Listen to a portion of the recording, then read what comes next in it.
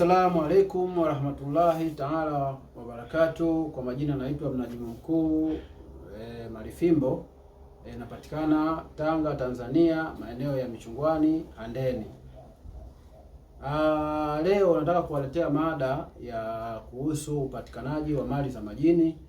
Hizi ni mali ambazo zinatokana na falme za majini, ambazo falme hizi huwa zina utaratibu huo, lakini hizi mali sio tu kwamba zinapatikana kwa watu wote. Ni baadhi ya watu ambao kwanza wamehakikiwa kwamba nyota zao zinaruhusu kupokea hizo amali, lakini pia amali hizo zinatakiwa, lakini pia sio wote ambao wanaopewa amali, ni lazima watu wahakikiwe, na ndio maana unaambiwa utume majina matatu. Ile maana ya kutuma majina matatu ni kuhakiki kwamba nyota yako, je, ipo tayari kuweza kupokea au kukabidhiwa amali, na baada ya hapo basi mambo mengine yaweze kuendelea. Na kuna watu wengi wanalalamika mitandaoni kwamba wametapeliwa na wamedhulumiwa hela zao kwa ajili ya walikuwa ni wahitaji wa mambo ya amali, lakini mwisho wa siku wametapeliwa. Wanalalamika tu mtandaoni kwamba tumetapeliwa.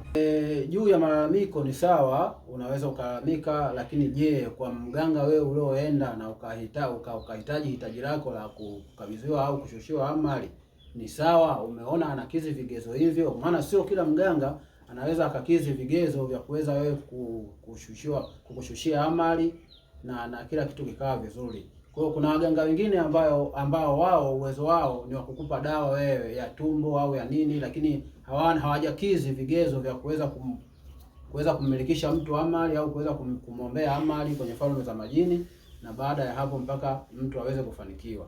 Na pia labda tukija kwenye swala la mtu kutaka mali au kutaka utajiri ambao unahusiana na masuala ya kimajini, utaratibu huu sio rahisi kama unavyofikiria, na ndio maana huwa waganga wengi wanakuwa wanamerahisishia, kwa sababu nyewe pia mnarahisisha, yani unachukulia kwamba hili jambo ni la kawaida. Hili jambo sio la kawaida, kwa sababu wewe mwenyewe unapokuwa unahitaji utajiri ni lazima utafakari, nahitaji utajiri wa aina gani?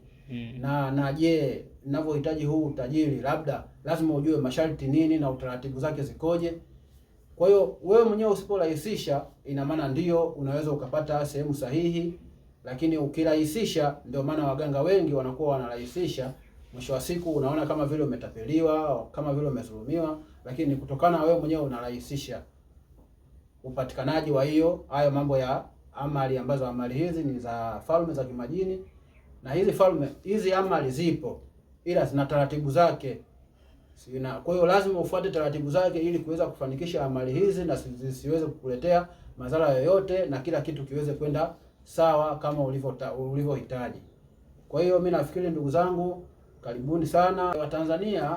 Ndugu zangu wa Tanzania, kumbukwe pia utajiri uko wa aina nyingi. Utajiri upo wa aina nyingi.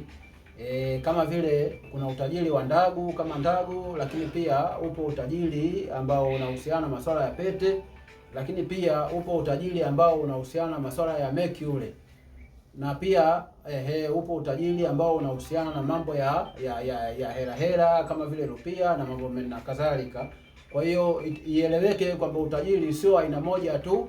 Usione labda mwenzio ukafanikiwa alafu wewe nawe ukakurupuka tu huko ukasema nataka utajiri. Kwanza jiulize unahitaji utajiri wa aina gani, kwa sababu utajiri uko aina nyingi. Kama nilivyokuelewesha, upo utajiri wa ndagu, upo utajiri wa pete za bahati, lakini pia kuna utajiri wa majini ya kawaida, ambayo majini haya sio ya kutoa kafara binadamu. Utaratibu wake ni kutoa kafara wanyama wenye miguu minne kama vile ng'ombe, mbuzi, kondoo ama ngamia. Lakini pia kuna utajiri ambao ni wa mifugo, kwa maana kuna vitu vya kufanyiwa, lakini pia ukawa unafuga na kufanikiwa kupitia mifugo. Lakini pia kuna utajiri wa mercury, kuna utajiri wa pesa za zamani kama vile rupia na vitu na kadhalika. Kwa hiyo ni lazima wewe mwenyewe ujitathmini kwamba utajiri huo unaohitaji ni utajiri upi. Kila kipengele kina utaratibu wake. Kama mimi hapa Mnajimu Malifimbo, ina maana utaratibu wangu mimi wa kumilikisha amali, ina maana sio wa kutoa kafara binadamu. Utaratibu wangu mimi ni wa kuchinja wanyama wenye miguu minne kama vile ng'ombe, mbuzi ama kondoo na kadhalika.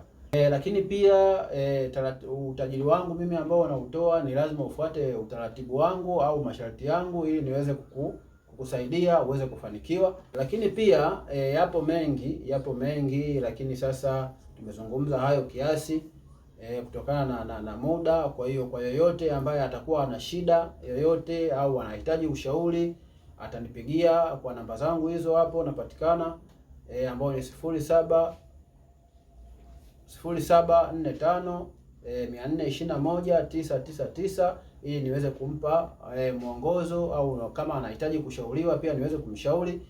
Na pia usisahau kusubscribe chaneli yangu ya YouTube ili uweze kuwa wa kwanza kupata vipindi vyetu hivi. Kwa hiyo nashukuru, asanteni sana, karibuni.